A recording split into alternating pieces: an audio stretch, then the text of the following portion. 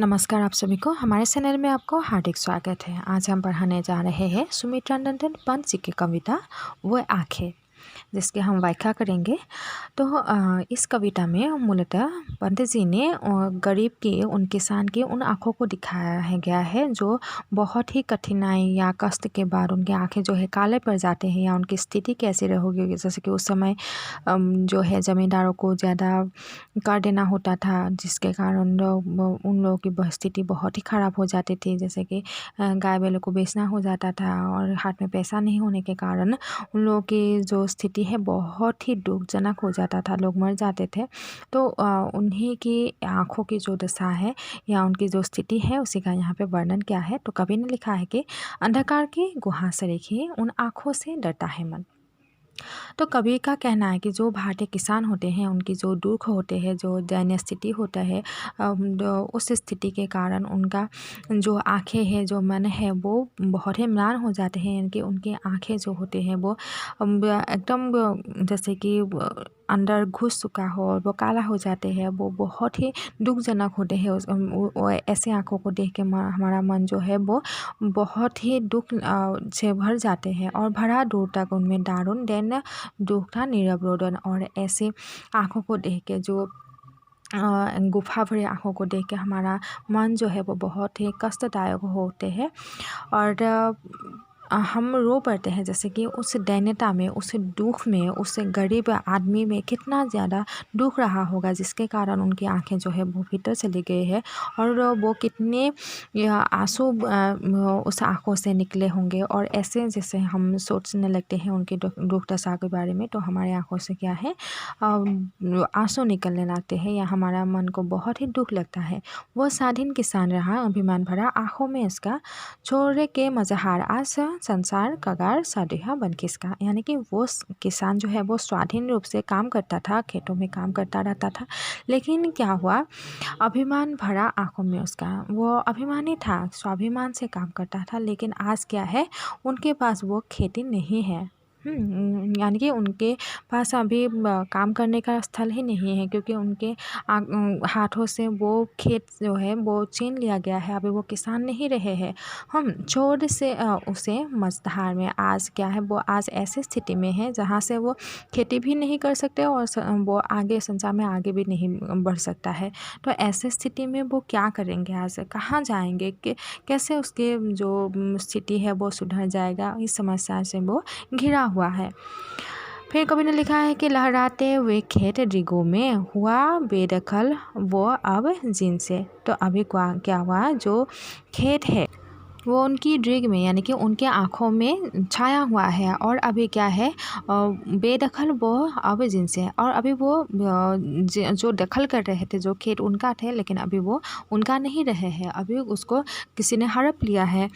हंसती थी जिनके जीवन की हरियाली जिनके ट्रिन ट्रिन से। यानी कि जो कृषक है, जिससे खेत को देख के वो हंसता रहता था, जिनकी आँखों में वो खेत समाया हुआ था, लेकिन अभी उनसे वो हंसी छीन ली गई है, उनसे वो जीवन छीन लिया गया है। और अभी उनके आँखों में वो हरियाली, वो छोटे छोटे ट्रेन जो है, वो जो घास है या जो खेत है, वो अभी उनके आँखों में नज़र नहीं आते हैं। आँखों ही में घुमा करता वो उसकी आँखों का तारा, कारकुनों की लाठी से जो हो गए जबानी ही मारा। और कृषक का 2 बेटा था और जो उनके आँखों में तारा की भांति चमकता रहता था, लेकिन क्या है, उन दोनों को भी मार डाला गया। यानी कि ज़मींदार के जो लोग होते हैं, उन लोगों ने उनके दोनों बेटे को पीट के मार डाला था। तो अभी कभी जो किसान है उनके जीवन में कुछ भी नहीं है, खेत भी नहीं है और वो किसान नहीं रहा है, उनका जो बेटा है वो दोनों भी मर चुका था और मतलब अभी कुछ भी नहीं है। बिका दिया घर द्वार महाजन ने, न ब्याज की कोरी छेड़ी।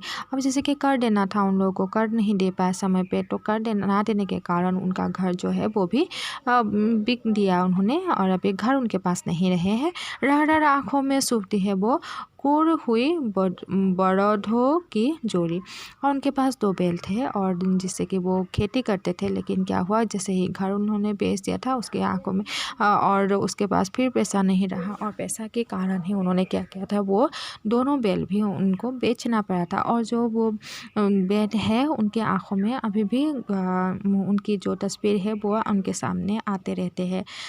उजरियों उसके सिवा किसे कब पास सुहाने आने देती। और एक ऐसी गाय भी थी जिसको सिर्फ वो ही उसका दूध निकालते थे और किसी को और कोई वो उससे दूध नहीं निकाल पाते थे। लेकिन ऐसे गाय को भी उसे नीलाम कर देना पड़ा था, बेच देना पड़ा था, क्योंकि उनकी स्थिति ही ऐसे हो गई थी। आंखों में नशा करती उजड़ गई जो सूखी खेती। और ऐसे उनके बच्चों से लेके जो खेती बाड़ी है उससे लेके और जो गाय है बैल है वो भी उनके हाथों से एक एक करके चला गया है। मतलब अभी जीवन में उनके कुछ भी नहीं रहा है। बिना दवा दर्पण के धरनी स्वर्ग चली आंखें आती भर। देख रेख के बिना दूधमुखी बिटिया 2 दिन बाद गई मर। तो उनके एक पत्नी थी जो कि बहुत बीमार पड़ती थी। वो बिना दवा दारू के मर चुकी थी, क्योंकि उनके पास पैसा नहीं था, इसलिए वो दवा कहाँ से लाते। और बिना इलाज के ही वो मर गए थे। और अभी भी उसकी तस्वीर जो है वो आंखों में भाती है। और उनकी एक बेटी थी जो दूध पीती बच्ची थी बिना माँ के, वो भी 2 दिनों के बाद ही मर चुकी थी। तो कितना दुखदायक है ये स्थिति उनकी। एक एक करके उनके हाथों से सब कुछ छीना गया था।